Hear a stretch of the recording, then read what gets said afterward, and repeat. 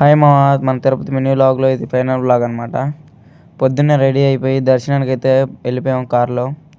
Car అయితే direct queue line దగ్గర అయితే దిగాం మామ, ఈజీగా ఉంటుందని. ఇదిగో మామ, ఈ టికెట్ల వల్ల మన రూమ్ క్యాన్సిల్ అయింది మామ, సత్రంలో పడుకోవాల్సి వచ్చింది. శనివారం అయినా కానీ చాలా ఖాళీగా ఉంది మామ తిరుపతి. మనం కూడా పంచి కట్టాం, ఎలాగని మన ఎల్ఫార్ గడి చేత కూడా పంచి కట్టించాం అతి కష్టం మీద.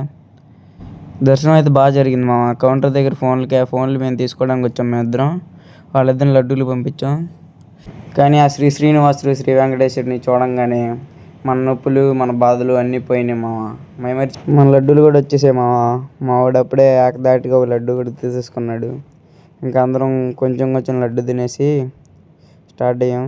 ఈలోపు అయితే మనం కూడా పంచం కట్టాం కాబట్టి పంచలో అలా ఉన్నాం, ఒక కామెంట్ వేసుకోండి మామ. ఇంకా అక్కడి నుంచి డైరెక్ట్గా అమృతం తినడానికి అయితే వెళ్తున్నాం మామ. అమృతం అంటే ఏంటనుకుంటున్నారా? మన శ్రీనివాసుడి అన్నదాన ప్రసాదం మామ. అమృతంలాగే ఉంటుంది. దర్శనానికి కూడా ఇంత రష్ లేదు మామ, కానీ భోజనానికి మాత్రం చాలా రష్ ఉంది. అందుకే మామ తిరుపతిలో అన్నప్రసాదం ఫేమస్. అన్నప్రసాదానికి గంట పట్టింది మామ మాకు లైన్ చేరుకోవడానికి. మనకు దర్శనమే 2 గంటలు పట్టింది మామ, కానీ అన్నప్రసాదం లైన్ దాటడానికి మాత్రం గంట పట్టింది. ఈలోపు వడ్డించడం అయితే మొదలు పెట్టారు మామ. చాలా ఆకలేసేస్తుంది, ఓ పట్టు పట్టేయాలి మామ.